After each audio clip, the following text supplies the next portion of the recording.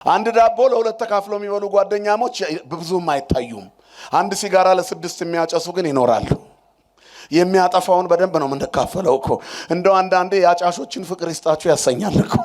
ማንም የማይነጥቃት ክብር መጽሐፍ ቅዱስ ውስጥ አለ። ያልታደሉ ስዕሏን ስለቀደዱ እሷን የጎዱ ይመስላችኋል? እነሱ ናቸው የሚቀደዱት። የስዕሉ መቀደድ አይደለም እኛን የሚያሳዝነን፣ ይሄንን ያደረጉና ያስደረጉ አስተባባሪዎች ተቀደው መቅረታቸው ነው የሚያሳዝነን። እንደዚህ ምራቅ ተፍተውባት ልጁ ጎሽ እናቴን እንዲያረግሽ የሚል መሰላቸው። ሃይማኖት ድራማ ሲሆን ሰይጣን ልብን ይሰወራል። የትኛው ጋር ቆመን እያስቀደስን እንደሆነ እንኳን አናውቅም። ትርኢት የሚሰራ እራቁቱን የሆነ ሰው ታገኙታላችሁ፣ ድሬድ ያደረገ። ከዛ ራሱን እየገረፈ የቤተክርስቲያኑ አጥር ላይ እሪ ሲል ልታስቀድስ እኮ ነው የመጣው፣ እዛው ትቆማለህ። በየሚዲያው የምታዩት መዝለፍለፍ እግዚአብሔርን የማጣት ምልክት ነው። ቅዱሳኑን ሙልጭ አድርጎ ሰድቦ ገምግሞ ክርስቶስን እኩያ ያደረገ ትውልድ ላይ ነው ያለነው። ኦርቶዶክሳዊ ተዋሕዶ ቤተክርስቲያን ቆፍጣና ልጆች ነው ያሏት። በየትኛውም መንገድ አይፈቀድም። እኛ እንኳን እንድንሳደብ ይፈቀዳል? ንገሩኝ እስኪ። ከለቀቁ ቤተክርስቲያኗን ከረሷት ከ40 ዓመት በኋላ ቀሚስና ቆብ እየለበሱ ቲክቶክ ላይ የሚወጡ ሰዎች አሉ፣ ፓስተሮች። የንግድ ቦታ እንደሆነ የሚታየው ይሄ ነው። አያችሁ፣ እዚህ ቤት ከፕሮቴስታንት ከመጣ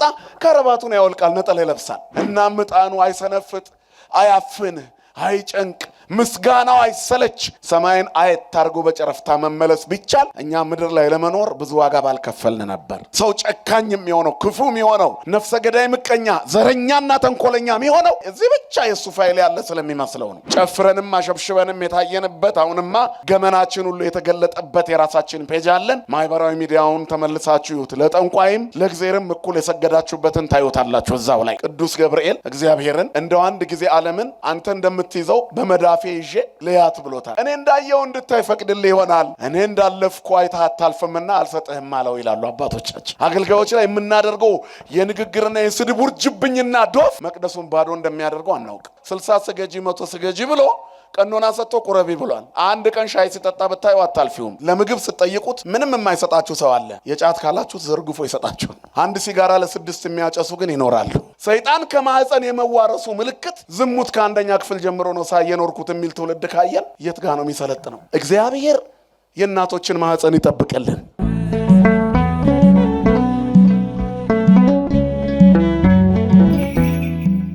ከሩቅም ከቅርብም ተሰብስባችሁ የእግዚአብሔርን ድምፅ ለመስማት እዚህ በቅዱስ ሚካኤል የቃል ኪዳኑ ስፍራ የተገኛችሁ ምእመናን ነው ምእመናት፣ አባቶች፣ እናቶች፣ ወንድሞች፣ እህቶች፣ ሕፃናት እስከ ሞት ድረስ በወደደን በመድኃኒታችን በኢየሱስ ክርስቶስ ፍቅር እንደምን አመሻችሁ፣ እንደምን ዋላችሁ፣ እንደምን ከረማችሁ። ለባህርዩ ሽረት ለመንግስቱም ብልፈት የሌለበት የዘመን ዘመናት ባለቤት የጨለማችን ብርሃን የሞታችን ትንሣኤና የትንሣኤያችን በኩር ከሞት ወደ ሕይወት ከርክሰት ወደ ቅድስና ያሸጋገረን የደከመ ጉልበታችንን በፍቅሩ ያደሰልን ዘወትር የሚራራልን አባት ድካማችንን አይቶ የሚረዳ ስራታችንን የሚፈታ ስብራታችንን የሚጠግን ፍቅሩ ከእናት ልጅ በላይ ውድ የሆነ ሁሉን የሚለውጥ እሱ ግን የማይለወጥ ዘላለማዊ አምላክ የዕለት የዓመት የዘመናት ጌታ ዘመናትን እያፈራረቀ ለዘላለም የሚኖር ሕያው ፈጣሪያችን እግዚአብሔር ስሙ ለዘላለም የተመሰገነ ይሁን። ለዓለም ሕዝብ ሁሉ የተስፋ ምንጭና የድህነት ማስገኛ የሆነች እግዚአብሔርን የምናይባት የሕይወት መስታወታችን ስለ አምላክ የምንነጋገርባት ቋንቋችን የዕድሜያችን ማስረዘሚያ ቀመር የምህረት እናት ንግሥት የፍጥረት ሁሉ እመቤት ቅድስተ ቅዱሳን ንጽሕተ ንጹሐን ሰዓሊተ ምሕረት አቁራሪተ መዓት እናታችን ድንግል ማርያም ስለ አማላጅነቷ ስለ እናትነቷ ስሟ ለዘላለም የተመሰገነ ይሁን። መላእክት፣ ቅዱሳን፣ ጻድቃን፣ ሰማዕታት ሁሉ እንደየክብራቸውና እንደየሞገሳቸው ክብርና ምስጋና ይድረሳቸው። በእግዚአብሔር የተመረጠ ኦሪት ዘጸአት ምዕራፍ 32 ቁጥር 26 ላይ የምናገኘው ቃል ነው። በእግዚአብሔር የተመረጠ እግዚአብሔር የመረጠው ሕዝብ ወይም ደግሞ የእግዚአብሔር ሰውነት መንፈሳዊ ቁመና በሉት ርዕሱን ከፈለጋችሁ። በእግዚአብሔር የተመረጠ ማንነት ነው። መኖርም መሞትም መመረጥ ነው። እግዚአብሔር የወደደውን አቆይቶ ይሰራበታል፣ የወደደውን ደግሞ አሰርቶ ይወስደዋል። ሞት መረገም ቢሆን ኖሮ እና አቡነ ተክለ ሃይማኖት አይሞቱም ነበር። ሞት በአዲስ ኪዳን እርግማን ቢሆን ኖሮ ሕግ ስለሆነ የተፈጥሮ ሕግ ስለሆነ ነው የሄዱት እንጂ በአዲስ ኪዳን ሞት ጉልበተኛ ሆኖ መረገም ሆኖ ቀጥሎ ቢሆን ኖሮ አቡነ ገብረ መንፈስ ቅዱስ አይሞቱም ነበር። ቅድስት አርሴማ እናታችን አትሞትም ነበር። ቅድስት ክርስቶስ ሰምራ አትሞትም ነበር። ሞት መመረጥ፣ መጠራት፣ ወደ እግዚአብሔር እቅፍ መሄድ እንደሆነ ደጋጎቹ አባቶቻችን ደግሞ ነግረውናል። ለተዘጋጁት ሞት መመረጥ ነው፣ መኖር ከባድ ስለሆነ ማለት ነው። ለዚህ ነው ቅዱስ ጳውሎስ የምድሩን አየና በአገልግሎቱ ውስጥ እግዚአብሔር የቅንነት አምላክ፣ የርኅራኄ አምላክ፣ የደግነት አባት እግዚአብሔር ወደ ሶስተኛ ሰማይ ሄዶ በዚያ ያለውን አኗኗር እንዲያይ ፈቀደለት። እስከ ሶስተኛ ሰማይ የተነጠቀው ቅዱስ ጳውሎስ ሲመለስ ምድርን ጠላት። ከዚያ ምንድን ነው ያለው? ልሄድ ከክርስቶስ ጋር ልኖር እናፍቃለሁ፣ የሚሻለው እዛ ነው አለ። ብዙዎቻችን ሞትን የምንፈራው እዛ ስላላየነው ነው። ጻድቁ አቡነ ተክለ ሃይማኖት በምናኔ ሲኖሩ ቆይተው በመጨረሻ የልዑልን መንበር እንዲያጥኑ ህዳር 24 ቀን በላይ ከእስራው አርባዕቱ ከ24ቱ ካህናተ ሰማይ ጋር እንዲያጥኑ ተጠሩ። ሰማያዊ መልአክ ሆኑ። ምድራዊ መልአክ ነበሩ እኮ። እንደገና በሰማይ መልአክ አረጋቸው እግዚአብሔር።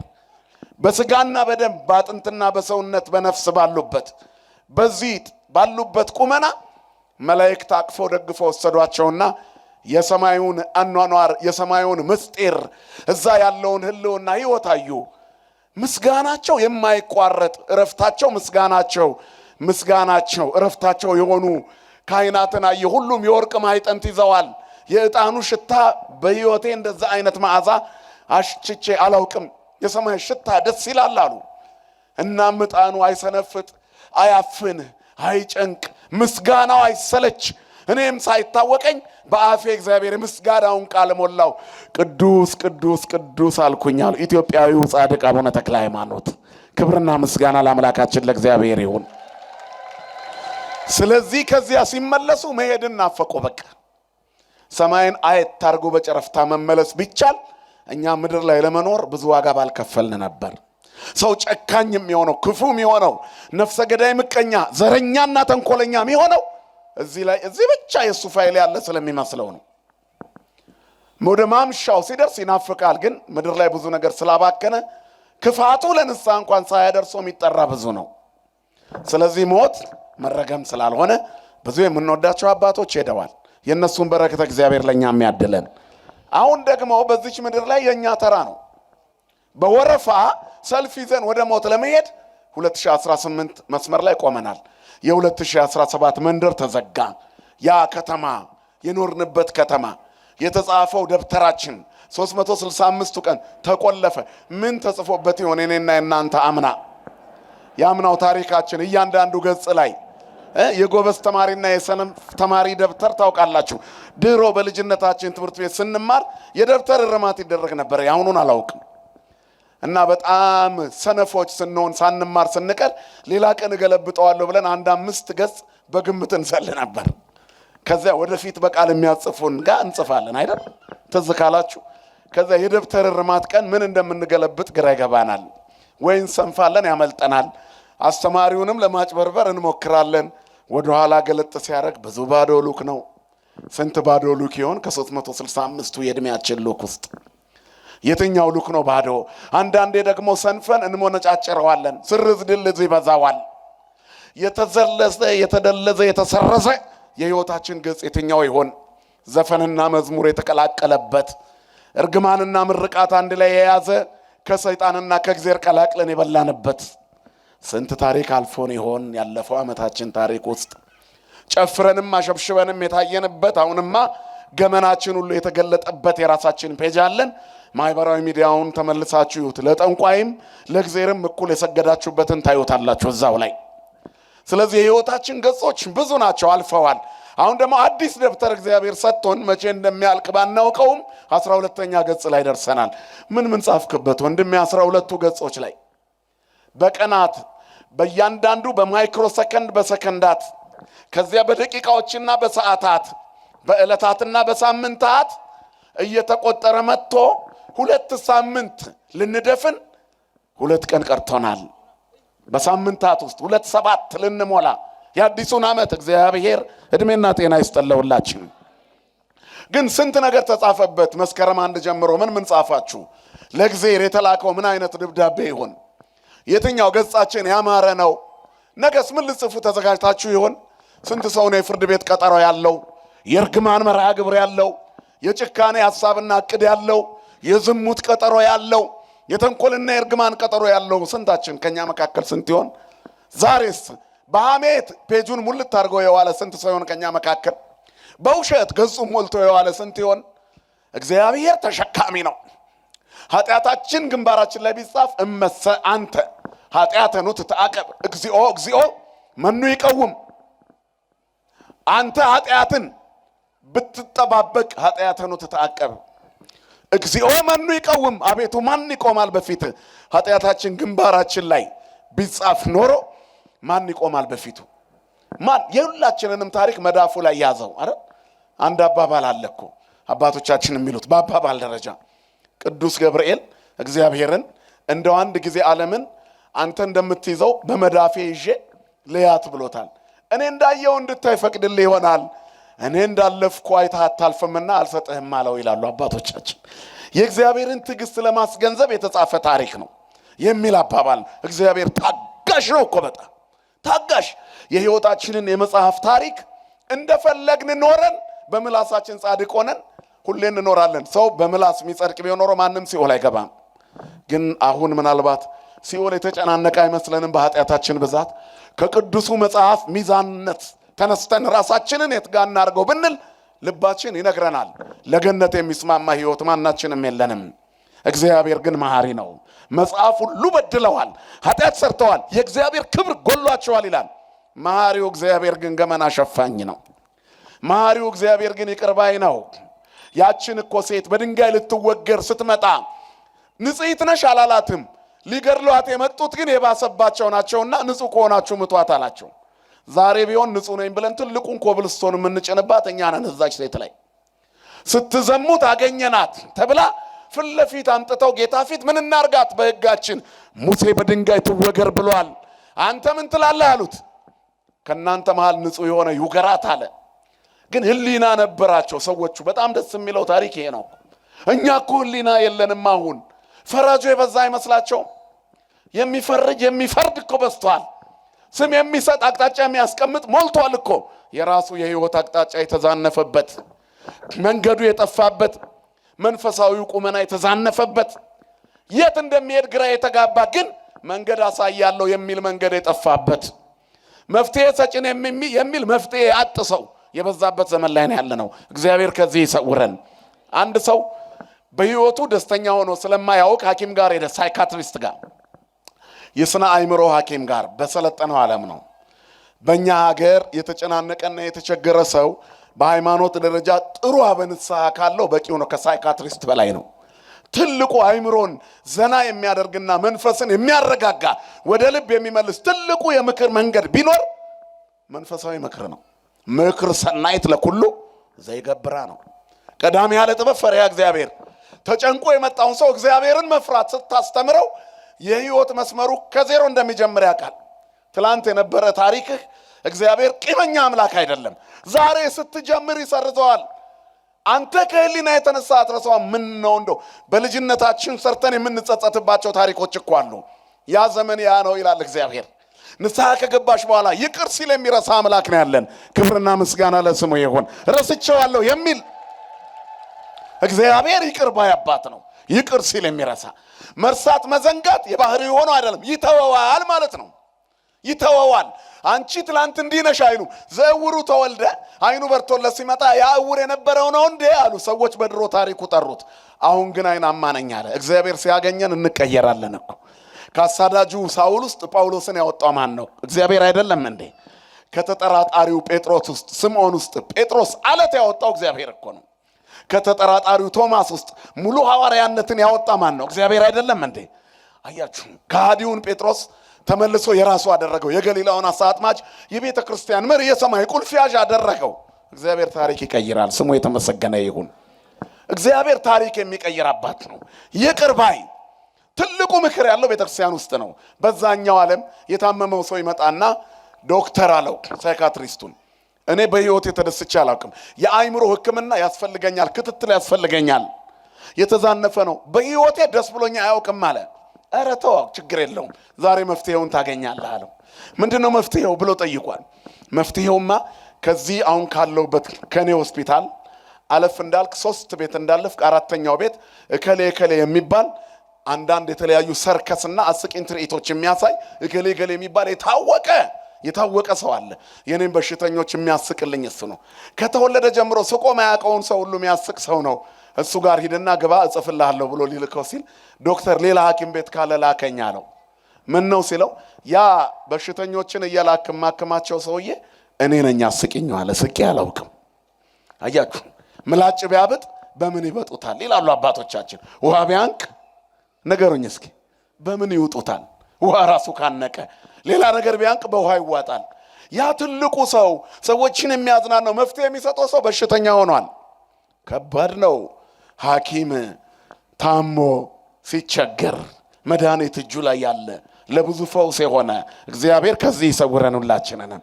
ስለዚህ በብዙ መልኩ አሁን እንደ ውሃ የሚያንቀው እኛም የምናንቅ ሰዎች ሆነናል ነው ምላችሁ። ሐኪም የምንመስል በሽተኞች፣ መፍትሄ የምናሳይ የሚመስል ለራሳችን መፍትሄ ፈላጊዎች፣ በችግር ውስጥ ያለን የሌላውን ችግር የምንፈታ የምንመስል በርካቶቻችን ነን። የሃይማኖት ተቆርቋሪዎች የምንመስል ግን ሃይማኖቷንም እንቆፍራተኛ ነን እኮ ሳናውቀው። የሚገድሏችሁ ሁሉ እግዚአብሔርን የሚያገለግሉ የሚመስልበት ዘመን ይመጣል። ለአሕዛብ ብቻ መሰላችሁ? ለኛም ነው። ቄሱንና ጳጳሱን እየረገምን እየሰደብን ቤተ መቅደስ ባዶ እንዲሆን እየሰራን እንደሆነ እንኳን አይገባንም። አገልጋዮች ላይ የምናደርገው የንግግርና የስድብ ውርጅብኝና ዶፍ መቅደሱን ባዶ እንደሚያደርገው አናውቅ። እግዚአብሔር የተሸከመውን ካህን አንድ ቀን ስላየነው አናልፈውም። እሱ የእድሜ ልክ ኃጢአታችንን እኮ ንስሐችንን ሰምቶ ይዞት 60 ስገጂ 100 ስገጂ ብሎ ቀኖና ሰጥቶ ቁረቢ ብሏል። አንድ ቀን ሻይ ሲጠጣ ብታዩ አታልፊውም። በስድብ ስንቧን ጭሮ ነው የምንውለው። አደባባይ ላይ አውጥተን እናሰጠዋለን። የእኛን ገመና ተሸፍኖ የሰው መግለጥ የምንሮጥ ሰዎች ነን። እግዚአብሔር ይቅር ይበለን ሁላችንን።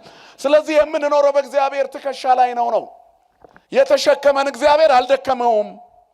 እኛ ግን ተሸከሙኝ ያላሉትን ሰዎች እየገፈተርን እየጣልን ነው፣ እኛ ላይ ሳይቀመጡ። እግዚአብሔር ሁላችንንም ከትከሻው ላይ አያወርደን ወገኖቼ። ተሸክሞናል። የምንኖረው በፍቅሩ ትከሻ ላይ ተቀምጠን ነው። በትዕግስቱ ትከሻ ላይ ተቀምጠን ነው። እግዚአብሔር እንደዚህ ነው። አያንሸራተትም ትከሻው፣ አይጥልም ትከሻው፣ አይዝልም ስለተሸከመን። አይደክመውም። አባት ነው። አባት ምን ቢደክመው ልጁን አይጥለውም። ስሙ የተመሰገነ ይሁን። ስለዚህ በእግዚአብሔር ቸርነት እዚህ ደርሰናል። ከዚህ በኋላ ምንድነው እቅዳችን? እግዚአብሔር ከመረጠው ሕዝብ ጋር የእግዚአብሔር ሰውነት ይዘን ነው የምናልፈው። ትልቁ ነገር ይሄ ነው። በብዙ መከራና ስቃይ ውስጥ ብዙዎቻችን አለን። የመኖር ስጋታችን ጨምሯል። ደስ የሚሉ ነገሮች ከፊታችን የሉም፣ ግን እናልፈዋለን። ማን ካለ ከኛ ጋር?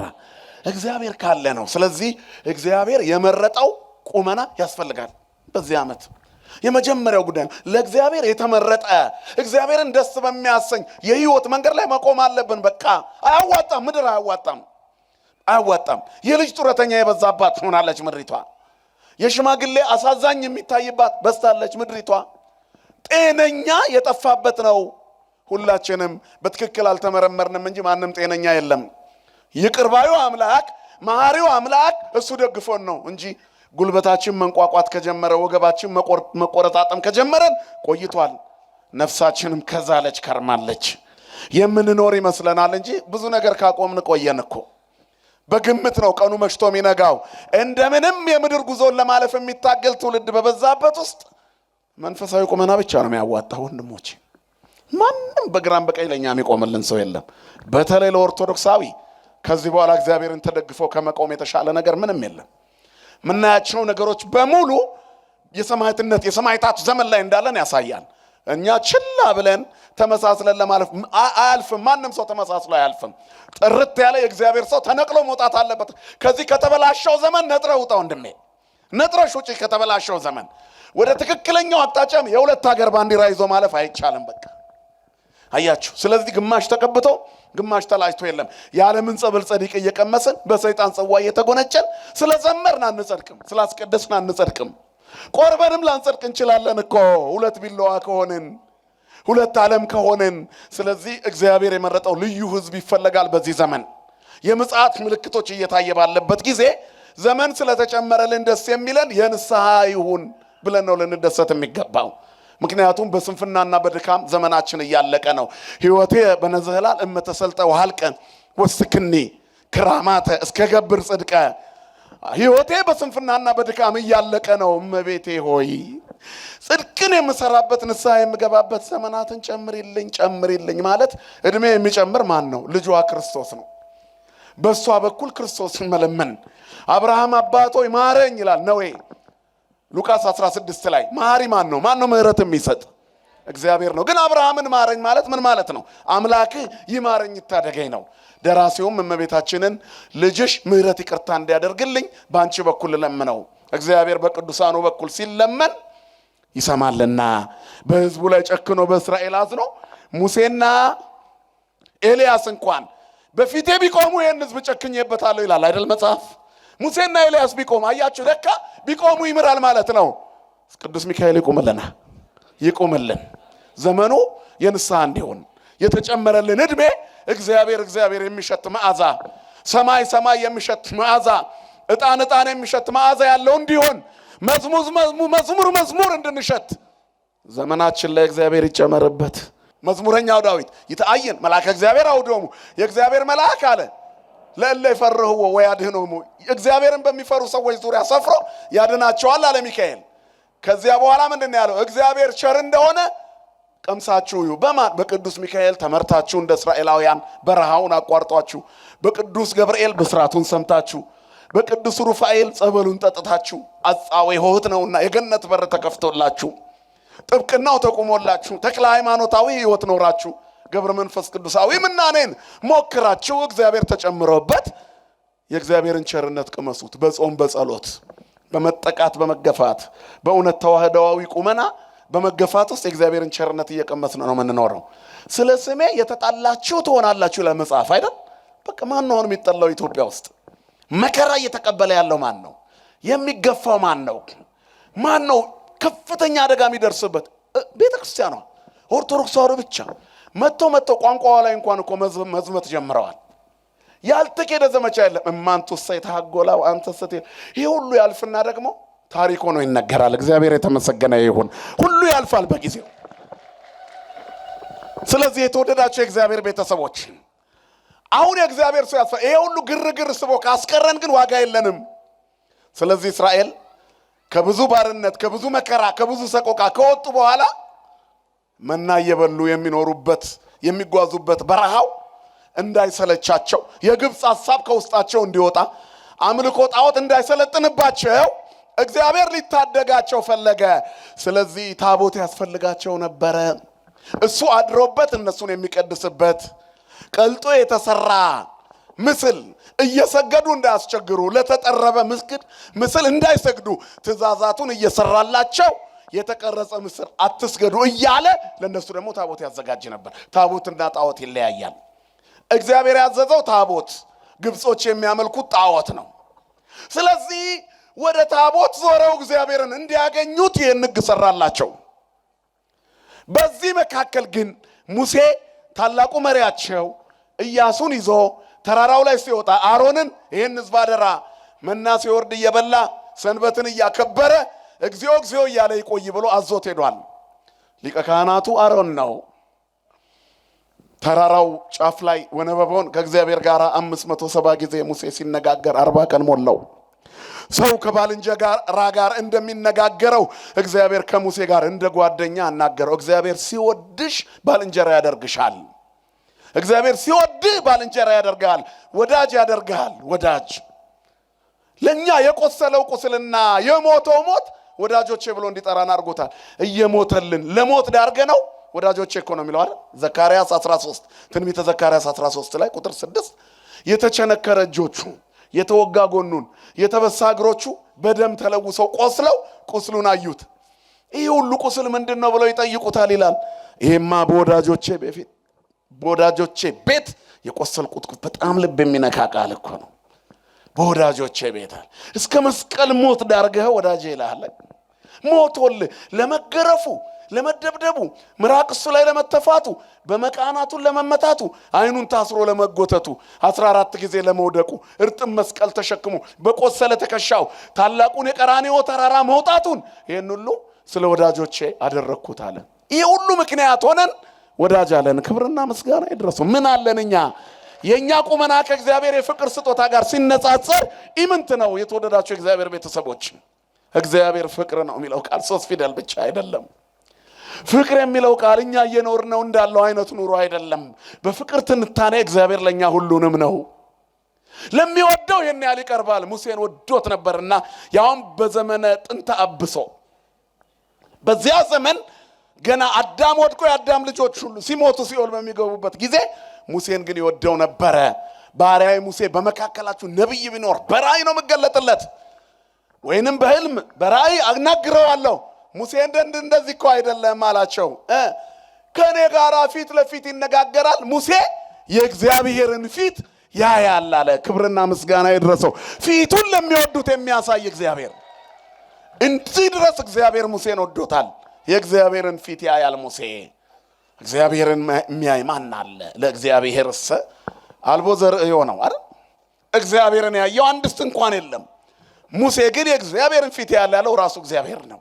ምክንያቱም ቸርነቱ ርህራሄው በእግዚአብሔር በሙሴ ፊት ይመሰገን ነበር። እግዚአብሔር እንደ ፀሐይ አብርቶ ይወርድ ነበር።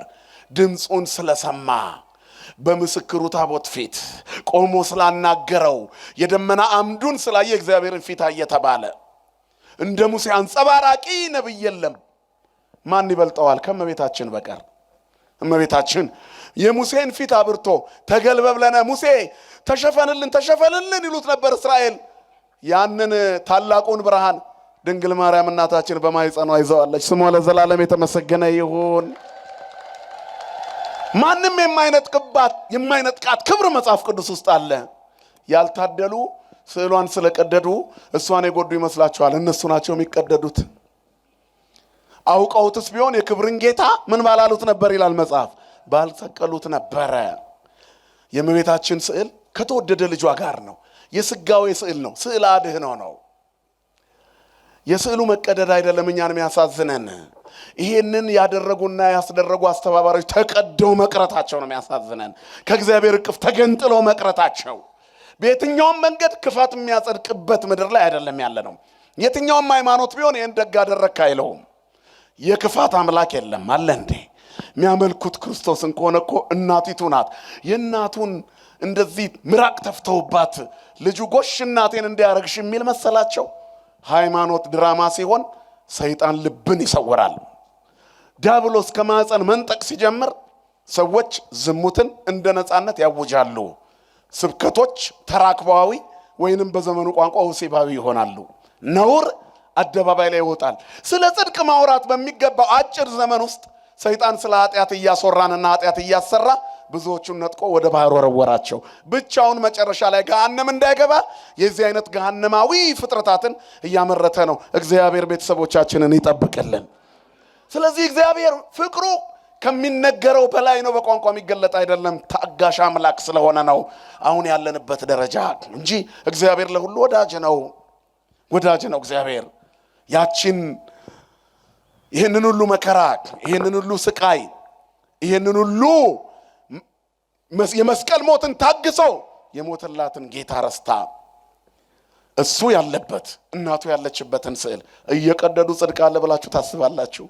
በየትኛውም ሎጂክ አያዋጣም እኮ። ኦርቶዶክሳዊ ተዋሕዶ ቤተክርስቲያን ቆፍጣና ልጆች ነው ያሏት። በየትኛውም መንገድ አይፈቀድም። እኛ እንኳን እንድንሳደብ ይፈቀዳል? ንገሩኝ እስኪ። አንድ ሼክ ሙስሊም ሆኖ እዚህ ቢመጣና ቢጠመቅ አሁን እዚህ ጋር ለምስክርነት የሼክ ልብስ ቢለብስ ትፈቅዱለታላችሁ? እንኳን እኛ እናንተም አትፈቅዱም። ከወጣ በኋላ ምን አስለበሰው? የለቀቀውን ማሊያ ቡድን ማሊያ እንደገና ለብሶ መውጣት እኮ በራሱ ሌላ ስራ ያስቀጣል አይደል? በዓለም ሕግ የጠላት ልብስ መልበስ ይቻላል? ንገሩኝ እስኪ። አይቻልም። ካወለቀ ነው። እኛ ቤት እንዲህ የለም።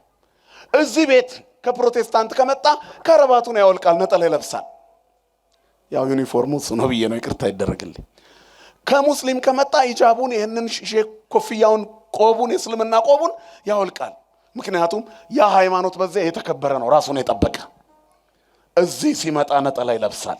ነበርኩ እያልን ማስታወቂያ አንሰራም። እኛ የመጣው ለራሱ ነው። ቤተክርስቲያን በማስታወቂያ አትበዛም። ክብርና ምስጋና ለአምላካችን ይሁን። የተመሰረተችው በክርስቶስ ደም ነው። ግን ከለቀቁ ቤተክርስቲያኗን ከረሷት ከ40 ዓመት በኋላ ቀሚስና ቆብ እየለበሱ ቲክቶክ ላይ የሚወጡ ሰዎች አሉ፣ ፓስተሮች። የንግድ ቦታ እንደሆነ የሚታየው ይሄ ነው። አያችሁ፣ ከ40 ዓመት በኋላ ሼክ ከተባሉ በኋላ ቀሚስና ቆብ ለብሰው ማስታወቂያ የሚሰሩ ሙስሊሞች አሉ። ንግድ ሲሆን፣ ሃይማኖት ንጽህና ሲሆን የእግዚአብሔርን ፍቅር አይቶ መቅረት ነው። እግዚአብሔር በፍቅሩ ያቆየኑላችንን። ለዚህ ግን የማንን ፊት ማየት ይፈልጋል? የእግዚአብሔርን ፊት። ሙሴ ፊቱን ያይ ነበር። ድንግል ማርያም ደግሞ ወልዳ ስመዋለች። ክብርና ምስጋና ለስሟ ይሁን እመቤታችን። የእግዚአብሔርን ፊት የሚያየው ሙሴ ከተራራው ከመውረዱ በፊት 40 ቀን ሞላው። ይሄ ሙሴ የት እንደሄደ አናውቅም። 40 ቀን ሞላው። ስለዚህ በፊታችን የሚሄዱ አማልክትን ስራልን። ሙሴ የት ሄደ? ወደ ግብጽ ተመለሰ እንዴ? በተራራው በኩል አቋርጦ እንደገና ፈርዖናውያን ወሰዱት እንዴ? የት ሄደ? አናውቅም። አማልክት ካልተሰሩ ሰይጣን ወደ እስራኤል ገባ። ወኢታሃብቦ ፍኖተ ለሰይጣን ተም ወኢታብሱ ተቆጡ፣ ኃጢአት እንዳትሰሩ ለዲያብሎስ እድል ፈንታ አትስጡት ይላል መጽሐፍ። ለሰይጣን እድል መንሻ አትስጡት፣ እድል አትስጡት፣ እድል ፈንታ አትስጡት ይላል። ተም ወኢታብሱ ተቆጡ፣ ግን አትበድሉ። ምን ብትበሳጩ እንኳን እግዚኦ በሉ። የመላእክት አለቃ ቅዱስ ሚካኤል እንኳን ስሙ የተመሰገነ ይሁን፣ ገናናው መልአክ ስለ ሙሴ ሥጋ ከዲያብሎስ ጋር ተከራከረ፣ ተቆጣ፣ ግን ክፉ ቃል አልተናገረም። ምን አለው ጌታ? ንገሩኝ እንጂ ይገስጽ። ይሁዳ ላይ የተጻፈ መልእክት ነው። የመላእክት አለቃ ቅዱስ ሚካኤል ስለ ሙሴ ሥጋ ነው የተከራከሩት። ቅዱሳን ከሞቱ በኋላ ያማልዳሉ አያማልዱም እያሉ ይጠይቁናል። ከዚህ በላይ መፍዘዝ እኮ የለም። ሰይጣን አይምሮአችንን እንዳያደነዝዘው ይጠብቀን መድኃኔዓለም። ከሞቱ በኋላ ቅዱሳን ምንም ጥቅም የሌላቸው ከሆኑ ቅዱስ ሚካኤል ስለ ሙሴ ሥጋ ምን አከራከረው ከዲያብሎስ ጋር? ሞቷል ብሎ አይተወውም ነበር? በጣም ቀላል እኮ መንገድ ነው። ለዚህ እኮ ብዙ መማር አያስፈልግም። ስለ ሙሴ ሥጋ ሚካኤልና ዲያብሎስ ተከራከሩ። ለምን? የሙሴ ሥጋ ቅዱስ ነው፣ ቅዱስ ነው ሙሴ። እግዚአብሔር ያዕቅብ ኩሉ አዕጽምቲሆሙ ለጻድቃን። የጻድቃንን አጥንቶቻቸውን ማን ይጠብቃል? ንገሩኝ እስቲ። እግዚአብሔር ይጠብቃል። እግዚአብሔር የመረጠው አጥንቱ ይጠበቃል። መዝሙረኛው ዳዊት ነው ያለው፣ እግዚአብሔር ያዕቅብ ኩሉ አዕጽምቲሁ ለጻድቃን፣ አዕጽምቲሆሙ ለጻድቃን። የጻድቃንን አጥንቶቻቸውን ይጠብቃል እግዚአብሔር። በመንገዱ ላይ አጥንቶችን ያጠናል ይላል ኢሳይያስ 18:11 ላይ። እግዚአብሔር ሁሉ ጊዜ ይመራሃል፣ ነፍስህን ከመልካም ነገሮች ያጠግባል፣ አጥንቶችንም ያጠናል። አንተም እንደሚጠጣ ገነት ውሃውም እንደማያቋርጥ ፈሳሽ ትሆናለህ። የሚጠጣ ገነት ውሃው የማያቋርጥ ፈሳሽ ይሆናል። ሰው የእግዚአብሔር ሰው ሲሆን ክብርና ምስጋና ለስሙ ይሁን። የሚቋረጥ ቅድስና አልተሰጠንም። ምድር ላይ ታሪኩ ሰው የሚያበቃ ከሆነ ሃይማኖት ምን ይጠቅማል? በስጋ ብቻ ከሮጥንበት ሊበቃ እኮ ነው አይደለም። ስለ ሙሴ ሥጋ ተከራከሩ። ከዛ አልተቆጣም ሚካኤል። የዲያብሎስ ንግግር ዕውቀት የጎደለው ክፋት የተሞላው ተንኮል የበዛበት እንደሆነ ጥመት ያለው እንደሆነ ሲያይ ምን ብሎ ገሰጸው? እግዚአብሔር ጌታ ይገስጽህ አለው። አሁንም በክፋት መንገድ የሚመጡትን ጌታ ይገስጽልን፣ መድኃኔዓለም ይገስጽልን። በዚህ ልክ ነው ሙሴ፣ በዚህ ልክ የከበረ የእግዚአብሔር ሰው ነው። ሚካኤል ከሞተ በኋላ የሚከራከርለት፣ ከተቀበረ በኋላ የሚከራከርለት ነው ሙሴ። ህዝቡን እየመራ የመጣው ሙሴ ግን የት እንደሄደ አናውቅም። ጣዖት ካላመለክን አሉ እስራኤል። ሰይጣን ወደ ልቡ ሲገባ ሰው ወረተኛ ይሆናል። በዚህ ዓለም ላይ ትልቁ የሰይጣን ነገር ወረት ነው። ፍቅርን አቀዝቅዞ ጥላቻን ወልዶ መለያየትን አምጥቶ እስከ መገዳደል የሚያደርሰው ወረት ነው። መድኃኔዓለም ከወረት ይጠብቀን። ወረተኛው የእስራኤል ህዝብ 40 ቀን ቆያሉ። መና እያወረደ የሚመግባቸውን፣ ባህር ከፍሎ ያሻገራቸውን፣ ጠላቶቻቸውን እጁን ሲዘረጋ የሚገድልላቸውን፣ መንገዳቸውን እየጠረገ የሚመራቸውን ጠንካራውን ሙሴ፣ ክቡደ መዝራዕት የሆነውን ሙሴ፣ ብርቱውን ሙሴ፣ እጁን ዘርግቶ የሚውለውን ደከም ሲል አሮንና ኢያሱ የሚደግፉት የነበረ እስራኤል ሙሴ እጁን ሲያወርድ እስራኤል ይሸነፍ ነበረ ይላል። ከጠላት ጋር ሲዋጉ በመንገድ ላይ በጉዞአቸው ላይ መሰናክል ሲገጥማቸው ሙሴ እጁን ሲዘረጋ እስራኤል ያሸንፍ ነበር።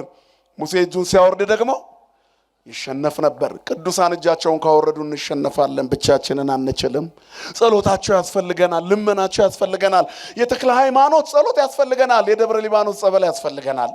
የእቲሳ እምነት ለኛ ያስፈልገናል። የቅዱስ ሚካኤል ጠበቃነት ያስፈልጋል አያስፈልግም? ያስፈልገናል። ለኛ ይከራከራል። ለሙሴ ስጋ ተከራክሯል።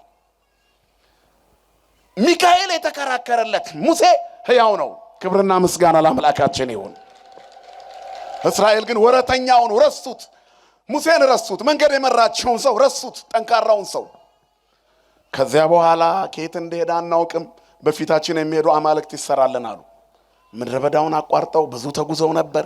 የሲና ተራራ ስር፣ የተቀደሰው ተራራ ስር የእሳቱ ጢስ፣ የዕጣኑ ሽታ፣ ልዩ የሆነ መዓዛ ከተራራው ላይ ይታይ ነበር። የከበረ መዓዛ እግዚአብሔር ባለበት ተራራ ላይ አለ።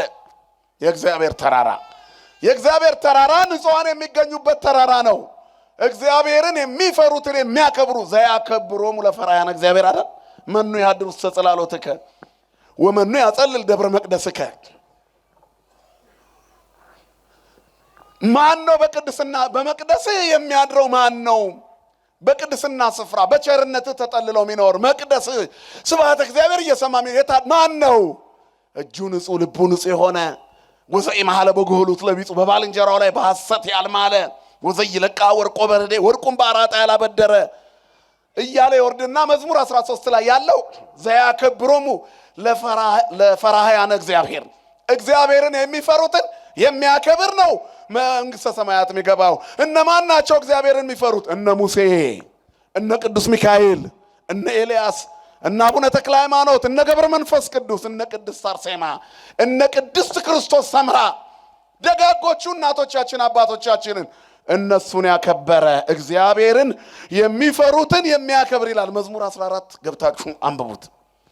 በተቀደሰው ቅድስና ስፍራ የሚቆመው በተራራው የሚጠለለው ደብረ እግዚአብሔር የተቀደሰው ተራራ ማን ነው? በቅድስና ስፍራ የሚያድረው እግዚአብሔርን ተክለ ሃይማኖትን የሚያከብር ለቅዱሳን ክብር የሚሰጥ ወለራታን ይደልወሙ ክብር የሚለውን የዳዊትን ቃል የሚፈጽም ለቅኖች ምስጋና ይገባል። ምን ይገባል?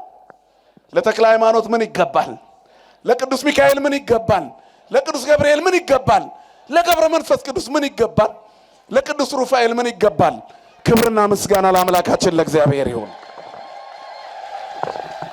ስለዚህ ዘያከብሮሙ ለፈራህያነ እግዚአብሔር፣ እግዚአብሔርን የሚፈሩትን የሚያከብር በቅድስናው ተራራ ላይ ያድራል። ቅዱሳን ይህን ያክል ክብር አላቸው።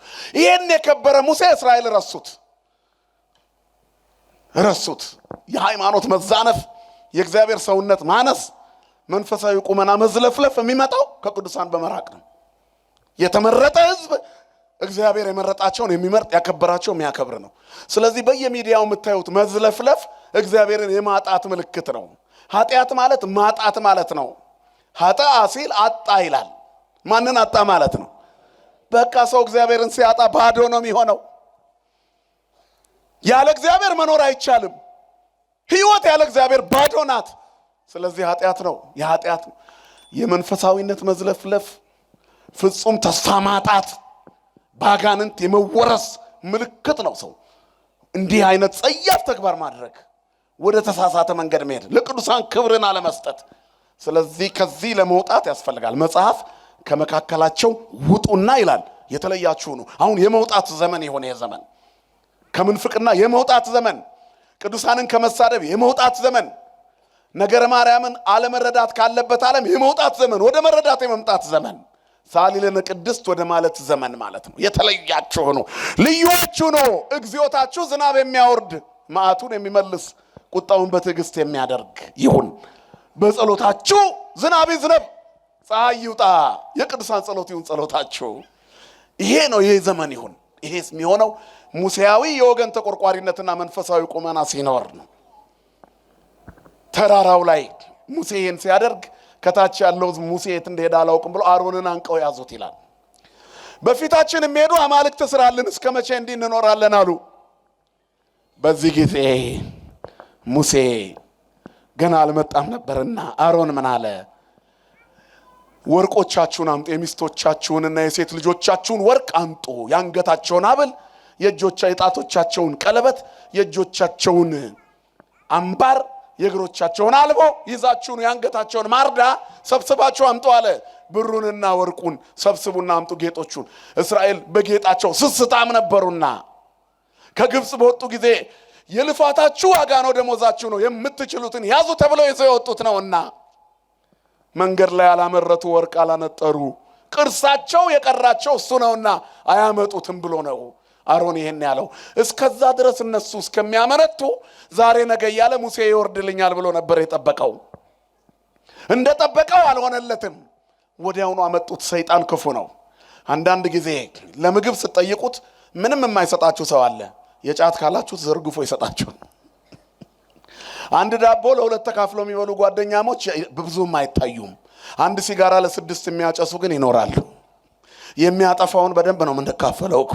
እንደው አንዳንዴ ያጫሾችን ፍቅር ይስጣችሁ ያሰኛል እኮ። በሲጋራ በኩል ሳይሆን በዳቦ በኩል ብናረገው ቢቀየር። ሱስ ነውና ቁርዋን ያጨሷታል ለስድስት እየሳቡ ተላላፊን በሽታ ቢኖር አንድ ግርጫት ገንጥለው የጀበና የሲኒ ብለው እንደምንም ቆርጥመዋት ተወስውሰው ሌላ ፍለጋ ሄዳሉ በጋራ። በጫት አይጨከንም ምን ቢወደድ፣ በሲጋራ አይጨከንም። ለምን? ክፉ ነገር ቶሎ መዳረስ አለበታ። ሰይጣኑም ለዚህ የሚሆን ብር ያመጣል። ወርቃችሁን አምጡ ሲባል ለጣዖት ሲሆን ይሻሉ፣ ለተቸገረ ቢሆን አይሰጡም እስራኤል በፍጹም። አንዳንድ ጊዜ ቸግሮ አንድ ትልልቅ ሰዎች አንዳንዴ ቸግሯቸው እንደው የድሮ ጓደኛቸው ጋር ሄደው ሊያገኙት ይችላል። እንዴ ከመጣማ አትሄድም አንድ ሁለት በልብለው ቁጭ ያደርጉታል። ሰውየው ከነጋ ያልቆረጠመውን ሰውዬ ውሃ ያልጠጣውን ሰውዬ እንደው ለልጆቼ ጉሮሮ አበድረኝ ሊል ቁጭ ሲል በይሉኝታ ደረቁን ያጠጡታል። ጥይት የሆነውን መጠጥ ሁለቱን እንደወሰደ ሰውነቱን ይስታል። ድህነቱን ለጊዜው ሊረሳ ይችላል። እቤት ግን ሀፍረቱንም ድፍረቱንም ቀላቅሎ ይገባና ረስቷቸው ይተኛል። ጠዋት በሽተኛ ይሆናል። የሄደው ለሌላ ነገር ነው። እንዲህ አይነት ሰውኛ ጋር ሲመጣ ይሄንን አንዳደርግ ማስተዋል ይስጠን መድኃኔዓለም። አይችልም አጨጓራው፣ ለራሱ ዳቦ አልቆረጠመም፣ ለልጆቹ የሆነ ነገር ሊጠይቅ ነው የመጣው። እኛ ግን ያለንበት ቦታ ከጮማ በኋላ ይዘነው ከቆሎ በኋላ የማይጠጣውን ሰተነው ሰውየውን ገለን እንመልሰዋለን። ገንዘብን ብንሰጠው ይዞ አይገባም። በሰላም የሚገባውን በእግዚአብሔር ቸርነት ነው።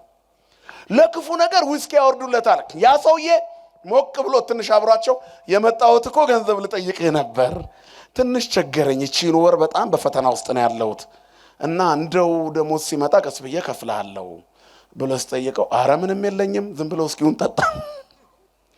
100 ብር የጠየቀውን ሰውዬ እምቢ ብሎት የ10 ሺህ ብር እስኪ ግቶ ጉበቱን አጥቁሮ ይመልሰዋል። ሰይጣን ክፉ ነው። ለክፉ ነገር ጋባዡ ብዙ ነው። የማይጠቅመውን ይግቱናል። ዓለም እንደዚህ ነው። የሚጠቅመውን ይነጥቀናል። ቅሚያ ላይ ነው ያለው ዓለም፣ ዘረፋ ላይ ነች። ለዚህ እኮ ነው ዲያብሎስ ከህፃናት ጀምሮ ማሰልጠን የሚጀምረው። ከማህፀን መዋረስ ጀምሯል እኮ። ይሄን ታውቃላችሁ? ሰይጣን ከማህፀን የመዋረሱ ምልክት ዝሙት ከአንደኛ ክፍል ጀምሮ ነው ሳየኖርኩት የሚል ትውልድ ካየን የት ጋር ነው የሚሰለጥነው? እግዚአብሔር የእናቶችን ማህፀን ይጠብቅልን። ማርያም ማርያም ማርያም በሉ፣ ግድ የላችሁም። ውዳሴ ማርያም ድገሙ እናቶች። የምትወልዷቸው ልጆች እንደ መጥምቁ ዮሐንስ እንዲሆኑ፣ እንደ አቡነ ተክለ ሃይማኖት እንዲሆኑ፣ እንደ ቅዱስ ቂርቆስ እንዲሆኑ፣ እንደ ቅድስት ክርስቶስ ሰምራ እንዲሆኑ እግዚአብሔር ልጆቻችንን ቅዱሳን ያደርግልን። እየተዋረሰ ዲያብሎስ አስቸግሯል። ለምን? ለክፉ ነገር ብቻ የሚሰነዘር እጅ ስለበዛ ስለተጨካከንን ለመጥፎ ነገር ይዘረጋል። አያመጡትም። በወርቅ ይወዳሉ ብሎ ያሰበው አሮን አንድ አሰበው አልሆነም። ሰይጣኑ ቶሎ አምጡ አላቸው። ከጠየቁት በላይ ሰብስበው ሰጡት። ዝም ብሎ የጥጃ ምስል ቀልጦ የተሰራ አደረገና በእሳት ለብልቦ እሱ ቀልጦ እንዲሄድ ፈልጎ ነው። ቢወረውረው ያማረ ያብረቀረቀ የላም ቅርጽ ይዞ ብቅ። ከዚያ በኋላ የነገ የእግዚአብሔር በዓል ነው አለ። ታላቁ እግዚአብሔር በአንድ ጥጃ ቅርጽ በላም ቅርጽ ተቀየረ። ሰይጣን ሲያሰክረን እንደዚህ ነው። እኩያው ከእግዚአብሔር ጋር እኩያ ያደርገናል። አንዳንድ ነገሮችን ከሌላ ቤት ስትሰሙ እግዚአብሔር በጣም የተደፈረበት ሆኖ ይታያል። እኛ እኮ ልዩነታችን በስዕለ ማርያም ብቻ አይምሰላችሁ። ስዕለ ማርያሙ ላይ ጌታ እኮ አለ። መነሻችን ጌታም ነው። ስሙ ለዘላለም የተመሰገነ ይሁን። የተቤዠን አምላክ ብቻውን ተአምራት የሚያደርግ ዘገብረ አብየ ወመንክረ ባህቲቱ እያልን የምንዘምርለት ብቻውን ታላላቅ ተአምራት ያደረገ አዳምን በራሱ ዘገብሮ ለአዳም በዘዚአሁ አርአያው አምሳል እያልን የምናዜምለት ቅዱስ ቅዱስ ቅዱስ የምንለው እግዚአብሔር መች በደረጃው ተመለከ በዚች ምድር ላይ? ወደ ሌላው ሳንገባ በነገረ ክርስቶስ መች ተግባባን? ጥጃ አቁሞ እግዚአብሔር ነው እንደማለት ያለ ኪሳራ የት አለ? መጥቶ በመስቀል ላይ የዋለውን ጌታ አማላጅ ነው ከማለት በላይ ኪሳራ የት አለ? ስለ ትህትና ወርዶ ደሙን ስላፈሰሰ እኩያ አድርጎ ማሰብ፣ የማይገቡ ቃላቶችን ጽርፈቶችን በእግዚአብሔር ላይ በክርስቶስ ላይ እንደ መናገር ያለ ስህተት የት አለ?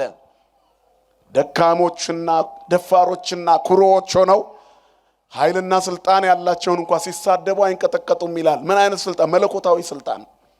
ቅዱሳኑን ሙልጭ አድርጎ ሰድበው ገምግሞ ክርስቶስን እኩያ ያደረገ ትውልድ ላይ ነው ያለነው። ልብ ይስጠን መድኃኔዓለም። ስለዚህ እግዚአብሔር የመረጠው ሕዝብ ያስፈልጋል። ከዚህ የወጣ ትሁት ሕዝብ፣ መድኃኔዓለምን የሚፈራ ሕዝብ፣ ቅዳሴ የሚያስቀድስ ሕዝብ፣ የሚቆርብ ስጋው ደግሞ የሚቀበል ሕዝብ፣ ልጆቹን በሰንበት መቅደስ ሳያስነካ የማይውል ሕዝብ ያስፈልገዋል እግዚአብሔር። የተመረጠ ልዩ ሕዝብ። ስለዚህ እነዛ ሁሉ መስገድ ጀመሩ። የመስዋዕት ቀን ነው አለ አሮን። ከዛም በኋላ የሚሰማው ዘፈን ተሰማ እየወረደ። ከመውረዱ በፊት እግዚአብሔር ሕዝብህ ትቶኛል አለው።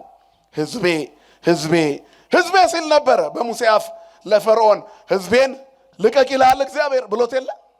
የእግዚአብሔር ሕዝብ ነበር እስራኤል የሚባለው። ልክ ፊቱን ወደ ጣዖት ሲመልስ ሕዝብህ አለው ለሙሴ። አሁን አንተ የምትመራው ሕዝብ ከኔ ወጥቷል። እንዲህ ከመባል ይሰውረን መድኃኔዓለም። ሙሴ ግን ደግ ሰው ነው፣ ቅዱስ ነው። ቅዱሳን የምንወዳቸው ለዚህ ነው። ያንተ ያልሆነ ለኔ መቼ ይሆናል? እኔም ትቼዋለሁ እንደፈለግክ አድርገው አላለም ሙሴ። የቅድስናን ጥግ ይሁ እግዚአብሔርም ጨካኝ ሆኖ አላለም። ይሄን ቃል ህዝቡ ላይ በጣም ስላዘነ ነው። ሩሩህ አባት ነው። ግን የሙሴንም ልብ ያውቃልና የሙሴን ደግነት አርአያ ላይ ያደርግ። ልጅ በጣም ሲረብሽ ባልና ሚስቶች ምን ይባባላሉ? ባክሽ ይሄ ልጅሽን እኮ እዛ መንገድ ላይ እንዲህ ሲያደርግ አየሁት ይላታል። ጥሩ አድርጎ ከመጣ በትምህርቱ ጎበዝ ከሆነ ግን ልጅሽ ይላታል ጎበዝ የኔ አንበሳ ልጄ። ሲያጠፋ ልጅሽ፣ ሲያለማ ልጄ። አያችሁ እግዚአብሔር ይህንን ነው ያደረገው። በጣም ሲጠፉበት ህዝብ አለው አይመጥነውም አለ እግዚአብሔር። ለእግዚአብሔር የሚመጥን ልጅነት ይስጠኑላችንንም። ልጅነታችን እግዚአብሔርን የሚመጥነው እግዚአብሔር በእኛ አምላካቸው ሊባል አያፍርባቸውም ይላል ለመጽሐፍ። እግዚአብሔር አምላካቸው ሊባል የማያፍርባቸው ህዝቦች መሆን አለባቸው። ኦርቶዶክሳውያን በመንፈሳዊ ጥባት ሞትን ባለመፍራት የሚመጣውን በመጋፈጥ በክርስትና አቋም አንድ ሆነው በመኖር ሰማይ ሰማይ በማየት የዕጣኑን መዓዛ በመናፈቅ ክርስቶስን የሚያይ መንፈሳዊ ቁመና ያስፈልገናል።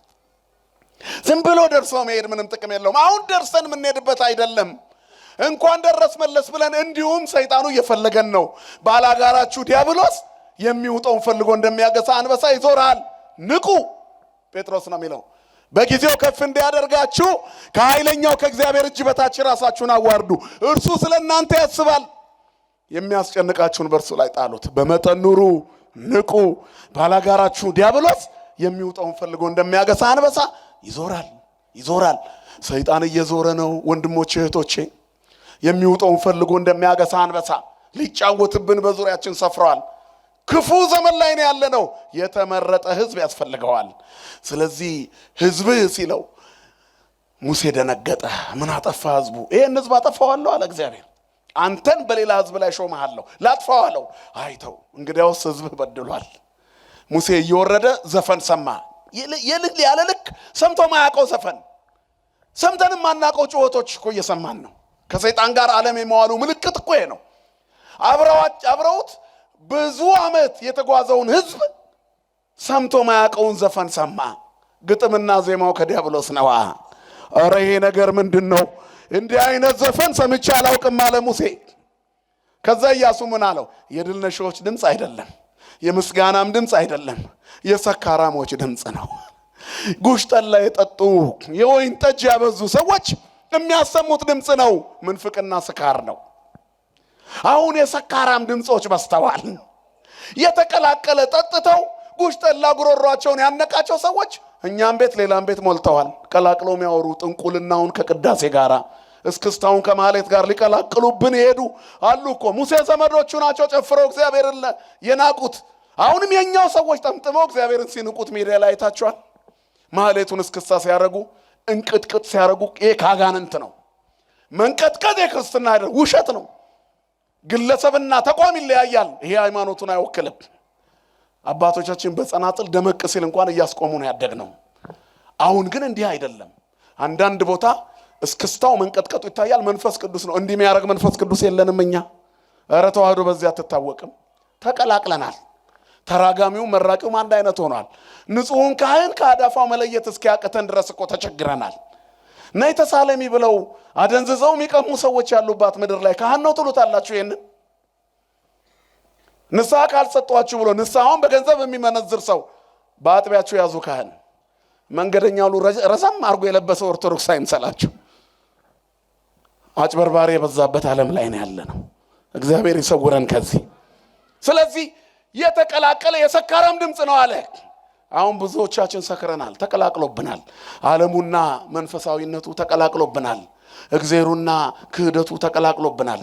የትኛው ጋር ቆመን እያስቀደስን እንደሆነ እንኳን አናውቅም። እየመጣን እያለ ቆሞ ሸዋ እዚህ ጋራ ትርኢት የሚሰራ ራቁቱን የሆነ ሰው ታገኙታላችሁ፣ ድሬድ ያደረገ። ከዛ ራሱን እየገረፈ የቤተክርስቲያኑ አጥር ላይ እሪ ሲል ልታስቀድስ እኮ ነው የመጣው፣ እዛው ትቆማለህ። የታባታችሁ እነዚህን ቄሶች ያጠጣልኝ ይሄ ነው ጻድቅ ትላለህ። ራሱን ሲገርፍ ቆሞ እንደማየት ያለ ጭካኔ የለም እኮ። ሰው ራሱን የሚቀጣ ከሆነ በገዳም ዘግቶ ነው። የምን ትርኢት ማብዛት ነው? የቀረጻ ድብደባ አለ? ወንጀል እኮ ነው። ሰው ራሱን በአደባባይ ከቀጠቀጠ አይሁድ ነው ማለት ነው፣ ክርስቲያን አይደለም። ግን አታውቁትም። ያ እናንተ በጣም ጻድቅ ነው ያላችሁት ሰው እስከ መጨረሻ ብትከተሉት የት እንደሚገባ ታዩታላችሁ። ብዙ ማስረጃ ስላለኝ ነው የምነግራችሁ።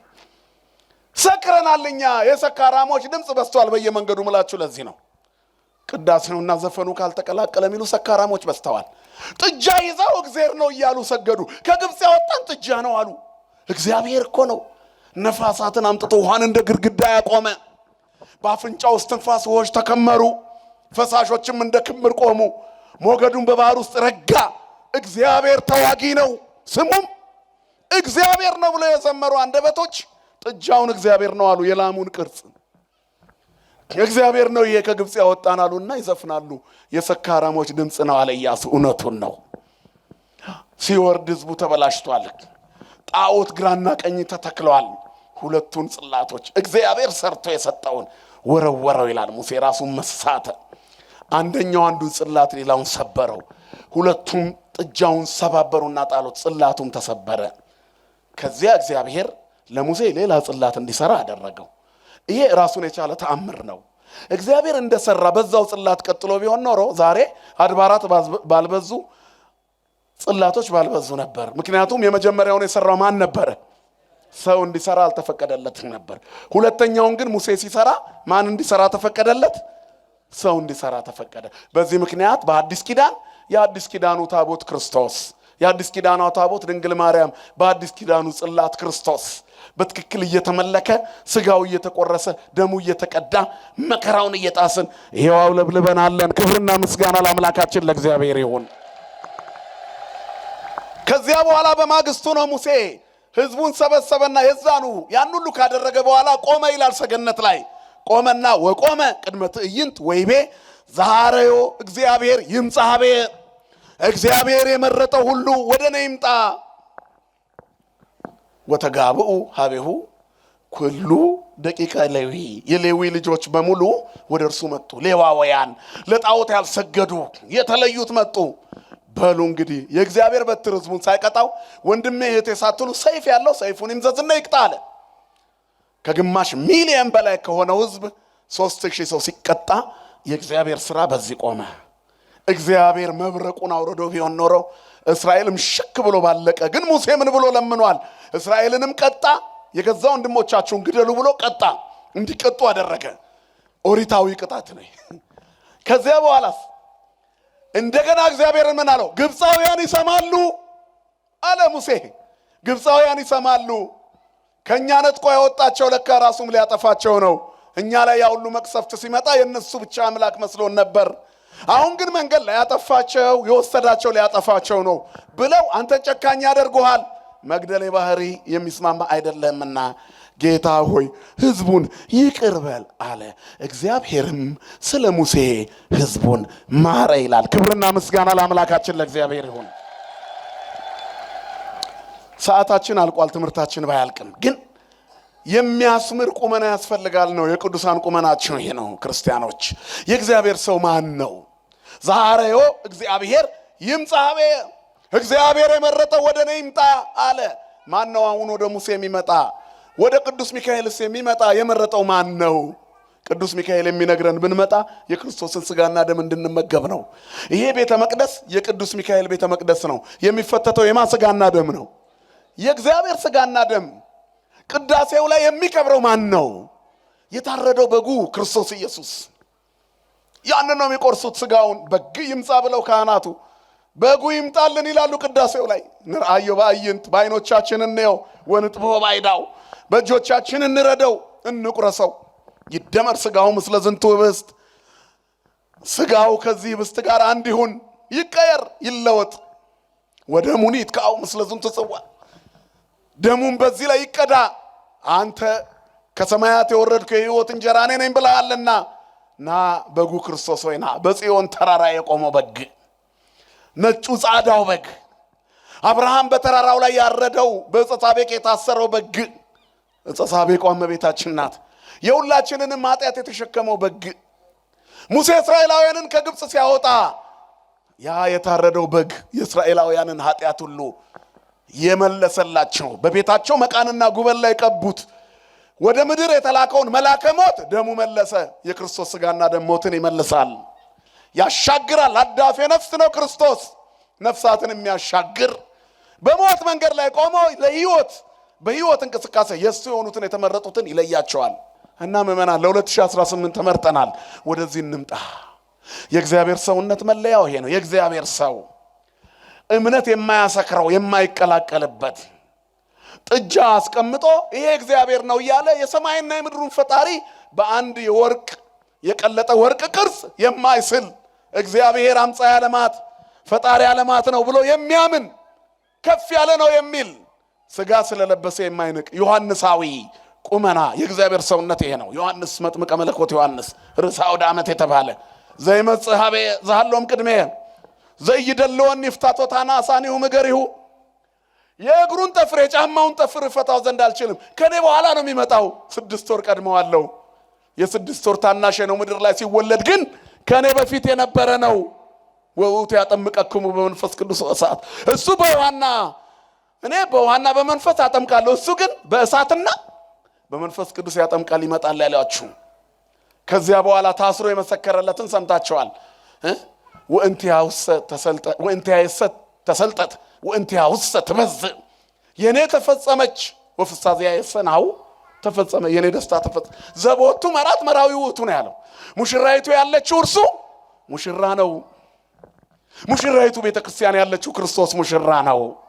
በደሙ ቤተክርስቲያንን የቀደሳት ንጽሕት ያደረጋት የመረጣት ቅድስት ክብርት ቤተክርስቲያን ሙሽሪት በደሙ ቀድሷት በደም ቀራንዮ ላይ የተሞሸረላት ሙሽራዋ ክርስቶስ። ሙሽራይቱ ያለችው እርሱ ሙሽራ ነው። ቤተክርስቲያን ያለችው ጉልላቷ የሆነላት እርሱ ክርስቶስ ነው። ስለዚህ አለ ከዚህ በኋላ ሚዜው ቆሞ በሙሽራው ደስ ይለዋል። እኔ ደስ ብሎኛል። ወፍሳዚያ የሰናው ተፈጸመት የኔ ደስታ አሁን ተፈጸመች። የእግዚአብሔር ሰው የመሆን የምስጢር አስተዳልው ፍኖቶ ለእግዚአብሔር ጽይሁ ፍኖቶ ለእግዚአብሔር ያልኩት አሁን ነው። እንግዲህ እኔ ጠርግ ያለው መንገዱን እሱ መጥቷል። ከዚህ በኋላስ ወእንቲአውሰ ትበዝእ የሱ ትበዛለች። አዲስ ኪዳን ይሰፋል፣ ወንጌል ይስፋፋል፣ አብያተ ክርስቲያናት ይታነጻሉ። ክርስቶስ ሙሽራዋ የሆነች ቤተክርስቲያን ትበዛለች። የሙሽራዋ ቤተክርስቲያን ልጆች ሙሽራዋ ክርስቶስ የሆነላት ሙሽሪት የሙሽሪት ልጆች የተዋህዶ ልጆች በእያንዳንዱ መንገድ ውስጥ ባለው ፈተና ነጩን ልብስ ለብሰው በደም ያጌጠውን ተውበው ይኖሩባታል። የእግዚአብሔር ሰውነት መለያው ይሄ ነው። ስለዚህ ቁመናችን የሚንሰካከልበት ዓመት ያደርግልን መድኃኔዓለም። የእግዚአብሔር ሰው የተመረጠ ይምጣ የሚለውን አሜን ብለን የምንሰማበት ያደርግልን። አሁን የመለወጥ ዓመት ይሁን። በቃ ድንገት ነው እኮ ጓደኛን ሸኝተው የለ አንተ ነህ አሁን ተረኛው። ስትሄድ በይባቤ መላእክት በሰማይ በዝማሬ የሚቀበልህ ኃይል ሊኖር ያስፈልጋል። ስትሄጂ በሰማይ በዝማሬ የሚቀበልሽ ኃይል ያስፈልጋል። ያኔ እንከብራለን። ክብሩን እንድንወርስ ለመንግስቱ እንድንበቃ እግዚአብሔር ለሥጋው ደሙ ክብር ያብቃን። ንስሐ ገብተን ሥጋው ደሙ ተቀብለን የመንግስቱ ዜጎች ያደርገን።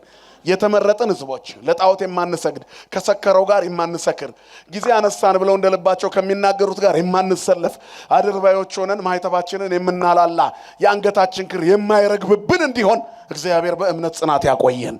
ተዋህዶ ሃይማኖታችንን ይጠብቅልን። አጽራረ ቤተክርስቲያንን ያስታክስልን። እግዚአብሔር ልብ ላጡት ልቦና ይስጣቸው።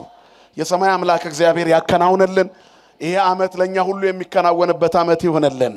በረከት የሚከናወንበት፣ ጽድቅ የሚሞላበት፣ ቅድስና የሚበዛበት፣ ሕፃናት ተወልደው በሰላም የሚያድጉበት፣ ቅዱስ ሚካኤል ጥበቃው መግቦቱ የማይለይበት፣ እስራኤልን በምድረ በዳ መና እያወረደ የመገበ እስራኤል ቅዱስ ሚካኤል እኛን እስራኤል ዘነፍስ የሆነውን ደግሞ ከበረከቱ ይመግበን።